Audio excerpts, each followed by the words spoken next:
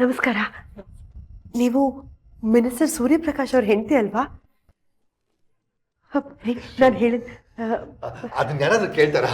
ಬನ್ನಿ ಬನ್ನಿ, ಕೂತ್ಕೊಳ್ಳಿ.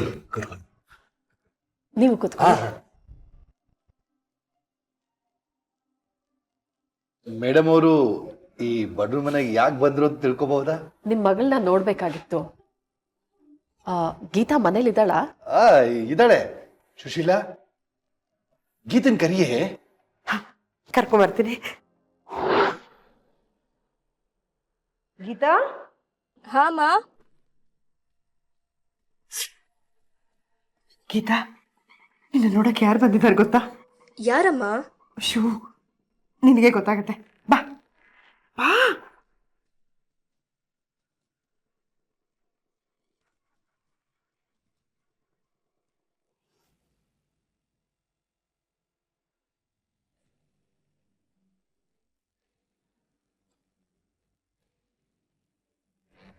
ವಿಜಿ, ಯಾಕೋ ಇಷ್ಟೊಂದು ಬೇಜಾರಾಗಿದ್ಯಾ? ಏಯ್, ಗೊತ್ತಿರೋ ವಿಷಯ ಏನೋ ಕೇಳ್ತೀಯ? ಸುಂದರ, ಯಾವ್ದು ಅದು ಗೊತ್ತಿರೋ ವಿಷಯ? ಅದೇ ಕಾಲೇಜ್ನಲ್ಲಿ ನಿಮ್ಮಮ್ಮ ಬಂದ್ರದಿಂದ ಈ ಸುಮ್ಮನಾಗಿರ್ಬೇಕಾಯ್ತಲ್ಲೋ. ಆ ಗೀತಾ ಗೆಲ್ಲೋ ಹಾಗಾಯ್ತು. ವಿಜಿ, ಅದರಿಂದ ನಿನ್ಗೆ ಬೇಜಾರಾಗಿರುತ್ತೆ ಅಂತ ನನ್ಗೆ ಗೊತ್ತು. ಅವಳು ಬರೀ ನಿನ್ ಕೆನ್ನೆಗಲ್ಲ, ಗಣೇಶ ಉತ್ಸವದಲ್ಲಿ ನನ್ ಕೆನ್ನೆಗೂ ಬಾರಿಸಿದಾಳೆ ಅಂತ ಅವಳು ನಿನ್ ಕೈಯಿಂದ ಮಿಸ್ ಆಗೋದ್ಲು. ಆ ಟೈಮಲ್ಲಿ ನಿಮ್ಮಮ್ಮ ಬರಬಾರ್ದಾಗಿತ್ತು. ನೋಡ್ರೋ, ನನಗ್ ಬೇಕಾಗಿರೋದು ನಮ್ಮಮ್ಮ ಯಾವತ್ತೂ ಮಿಸ್ ಮಾಡ್ತಾರೆ. ನೆನ್ನೆ ಒಂದು ಅದ್ಭುತ ಮಾತೇಳಿ ನನ್ನನ್ನು ಕರ್ಕೊಂಡು ಹೋದ್ರು. ಸಾಯಿಸೋದು ದೊಡ್ಡದಲ್ಲ, ಸೋಲ್ಸೋದು ದೊಡ್ಡದು ಅಂತ. ನೋಯ್ತಾ ಸಾಯೋ ನೋವಿಗಿಂತ ಸಾವಿನ ನೋವು ಕಡಿಮೆ. ಅದಕ್ಕೆ ಪ್ರತಿ ಕ್ಷಣ ಅವಳಿಗೆ ನೋವಿನ ಸಾವು ಕೊಡ್ತಾ ಹೋಗ್ಬೇಕು. ನಾನೇನಾದ್ರೂ ನನ್ನ ಶತ್ರುಗಳನ್ನ ಮುಟ್ಟಿದ್ರೆ ಸಿಟ್ಟಿಗೆ ಬಿದ್ದು ಕತ್ತರಿಸ್ಬಿಡ್ತೀನಿ. ಅದೇ ನನ್ನ ಪರವಾಗಿ ನಮ್ಮಮ್ಮ ಏನಾದ್ರು ನನ್ನ ಶತ್ರುಗಳನ್ನ ಮುಟ್ಟಿದ್ರೆ ಸಾವಕಾಶವಾಗಿ ರಂಬೆ ಕೊಂಬೆಗಳನ್ನ ಮುರಿತಾ ಹೋಗ್ತಾರೆ. ಕೊನೆಗೆ ಬೇಡ ಬೇಡ ಅಂತ ಕಾಲಿಗೆ ಬೀಳೋ ಹಂತಕ್ಕೆ ತಂದು ಬೇರ್ಕಿದ್ ಬಿಸಾಕ್ತಾರೆ. ಹಾಗಾದ್ರೆ ನಿಮ್ಮಮ್ಮ ಗೀತಾ ಹತ್ರ ಕ್ಷಮೆ ಕೇಳಿದ್ದು? ನನ್ ಭವಿಷ್ಯಕ್ಕೆ ತೊಂದರೆ ಆಗ್ಬಾರ್ದು ಅಂತ. ಎಲ್ಲರೂ ನಮ್ಮಮ್ಮ ಮಾಡಿರೋ ನಮಸ್ಕಾರ ನೋಡಿರ್ಬೋದು, ಆದ್ರೆ ಆಲೋಚನೆಯಲ್ಲಿ ಗೀತಾಳ ಕೊನೆ ಸಂಸ್ಕಾರ ನಡೀತಾ ಇರುತ್ತೆ. ನಮ್ಮಮ್ಮ ನನ್ ಪರ. ನನಗೆ ಅವಮಾನ ಆಗಿದೆ ಅಂದ್ರೆ ಅವ್ರಿಗೆ ಅವಮಾನ ಆಗಿದೆ ಅಂತ ಫೀಲ್ ಮಾಡ್ತಾರೆ. 100% ಗೀತಾಳ ವಿರುದ್ಧ ಏನಾದ್ರು ಒಂದು ಸ್ಟೆಪ್ ತಗೊಂಡಿರ್ತಾರೆ. ಮೇಡಮ್, ನೀವು ನಮ್ಮನೆಗ?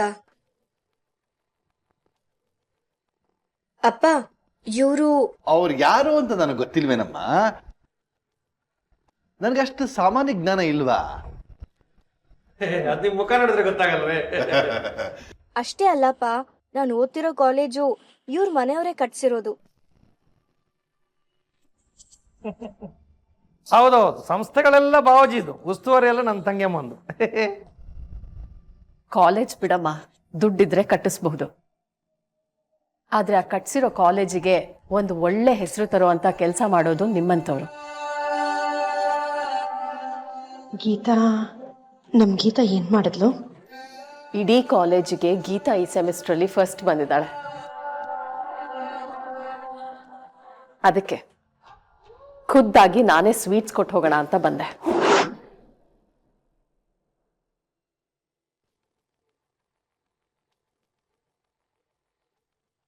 ಈಗ ಇವಳು ಮೈ ತಾಕ್ತೀನಿ. ನಿಜಕ್ಕೂ ಇವಳು ಬೇಲಿ ದಾಟ ಬರ್ತಿರೋ ಹೆಣ್ಣೆ ಆದ್ರೆ ಗುರೂಜಿ ಹೇಳಿದ ಬಿರುಗಾಳಿ, ಹೂ, ಶಂಖ, ಈ 3 ಲಕ್ಷಣಗಳು ಕಾಣಿಸ್ಬೇಕು.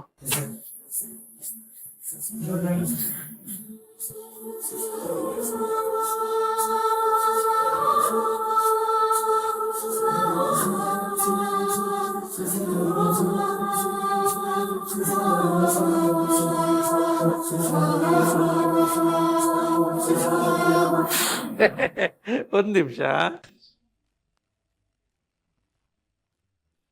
ಹಂಗೆವ್ವ, ಇನ್ನೂ ನಾನು ನಿನ್ನ ಮನಸ್ಸಿನ ಮಾತುಗಳನ್ನು ಆಡೋದು ತುಂಬಾ ಬಾಕಿ ಇದೆ. ಅಷ್ಟು ಬೇಗ ನೀನು ಸ್ವೀಟ್ಸ್ ಕೊಟ್ರೆ ಹೆಂಗೆ?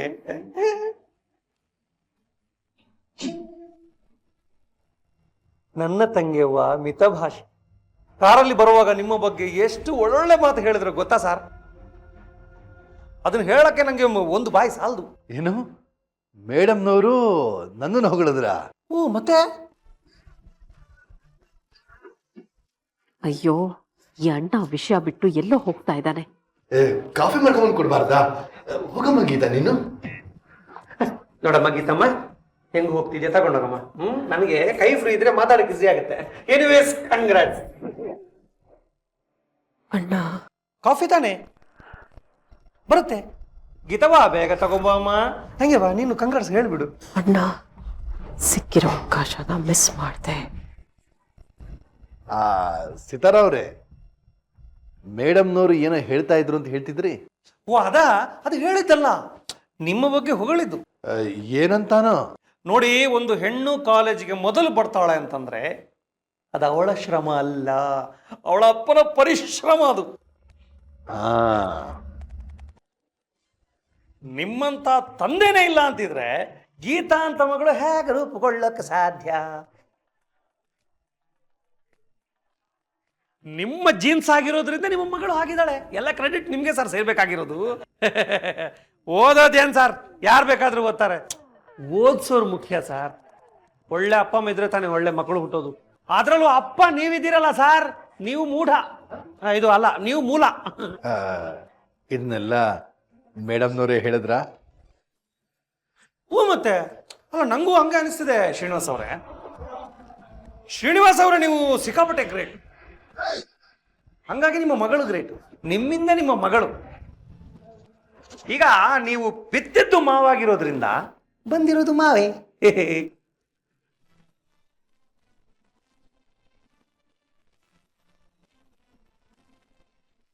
ನೀವು ಬೇವನ್ನು ಬಿತ್ತಿ ಮಾವನ್ನು ಬಯಸುವುದು ತಪ್ಪಲ್ವೇ?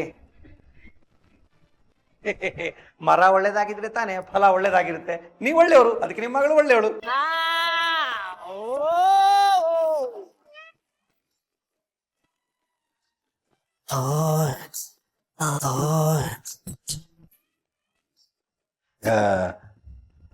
ಹೇಳಿದ್ರಲ್ಲ, ಅದನ್ನ ಇನ್ನೊಂದ್ಸಲಿ ಹೇಳಿ.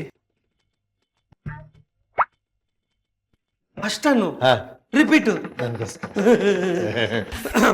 ನೀವು ಗ್ರೇಟು, ಅದಕ್ಕೆ ನಿಮ್ಮ ಮಗಳು ಗ್ರೇಟು. ನಿಮ್ಮಿಂದ ನಿಮ್ಮ ಮಗಳು. ನೀವು ಮಾವು ಬಿತ್ತಿರೋದ್ರಿಂದ ಬಂದಿರೋದು ಮಾವು. ಬೇವು ಬಿತ್ತಿ ನನಗೆ ಮಾವು ಬೇಕು ಅನ್ನೋದೇ ಮೂರ್ಖತನ. ನೀವು ಒಳ್ಳೆ ಫಲನ ಬಿತ್ತಿರೋದ್ರಿಂದ ಒಳ್ಳೆ ಫಲ ಬಂದಿದೆ. ನೀವು ಒಳ್ಳೆಯವರು, ಅದಕ್ಕೆ ನಿಮ್ಮ ಮಗಳು ಒಳ್ಳೆಯವಳು. ಕೇಳಿಸ್ಕೊಂಡೇನೆ ಸುಶೀಲ? ಅವ್ರು ಕೇಳಿಸ್ಕೊಂಡ್ರು. ಮೇಡಮ್, ನೀವು ಕಾಫಿ ತನ್ನಿ. ಸ್ವಲ್ಪ ಬಾಯಿ ಮುಚ್ಕೋತೀಯಾ? ಅಯ್ಯೋ ತಂಗಿವಾ, ಇವನ್ಗೆ ಇವನ ಮಕ್ಕಳನ್ನ ಹೊಗಳಿದ್ರೆ ಆಗಲ್ಲ. ಅದಕ್ಕೆ ಇವನ್ನ ಹೊಗಳ್ತಾ ಮ್ಯಾನೇಜ್ ಮಾಡೋದು.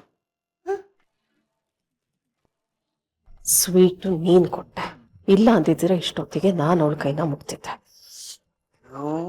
ಹೌದಲ್ಲ, ನಾನೇ ಯಾ ಮಾಡ್ದೆ. ಮೇಡಮ್ ಏನೋ ಹೇಳ್ತಿದ್ದಾರೆ. ಗಂಟಲ್ ಕಿಚ್ ಕಿಚ್. ಕಾಫಿ ಸುಶೀಲಾ, ಒಂದು ಕಾಫಿ ತರೋದು ಎಷ್ಟೊತ್ತಮ್ಮ? ಬೇಗ ತಗೊಂಡ್ ಬಾ. ಬಂತು. ಹಂಗೆವಾ, ಕಾಫಿ ತಗೊಳ್ಳುವಾಗ ಟಚ್ ಮಾಡು.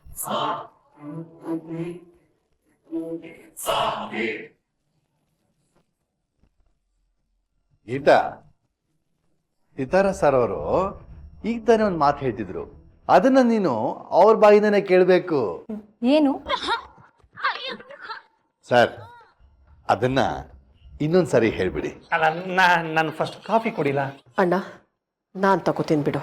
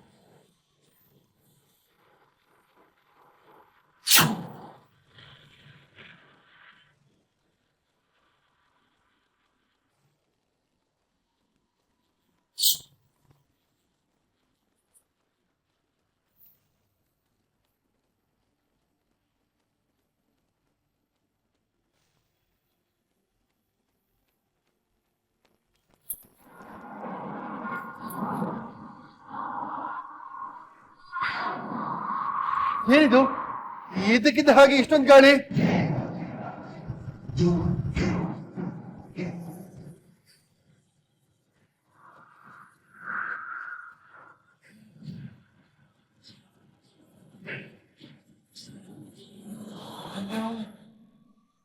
ಪಕ್ಕ ಬೀರುವರು.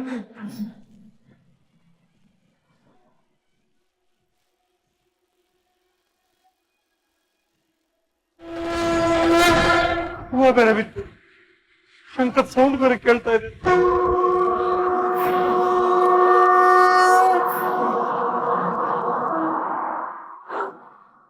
ಮಗ, ಯಾವ್ದಾದ್ರು ಒಳ್ಳೆ ರೊಮ್ಯಾಂಟಿಕ್ ಸಿನಿಮಾ ನೋಡ್ಬೇಕು ಕಣ. ಯಾಕ? ಲವ್ ಹಿಂಗಲ್ಲ ಕಣೋ, ಅಲ್ಲಿ ಯಾವ ಹುಡ್ಗಿರ್ ನೋಡಿದ್ರು ಏನು ಪ್ರಾಬ್ಲಮ್ ಆಗಲ್ಲ. ಇವನೇನಾದ್ರೂ ಸಿನಿಮಾದಲ್ಲಿ ಹುಡುಗಿನ ನೋಡ್ದ ಅಂತ ಅನ್ಕೋ, ಅವಳ ಪರ್ದೆಯಿಂದ ನುಗ್ ಬಂದ್ ಇವ್ನ್ ಕೆನ್ನೆಗ್ ಬರುತ್ತೆ. ಕರೆಕ್ಟ್ ಅಲ್ಲ? ಏಯ್, ಏನೋ ಒಂದು ಮಾತಾಡಿ ನಮ್ ಮೂಡ್ ಬದ್ಲಾಸಕ್ ಟ್ರೈ ಮಾಡ್ಬೇಡ್ರು. ನಾನು ಒಳಗಡೆ ಇರೋ ಸಿಟ್ಟು ಖಾಲಿ ಆಗೋಕೆ ಏನಾದ್ರೂ ಒಂದು ಅವಕಾಶ ಬರ್ತಾ ಹೋಗ್ಬೇಕು.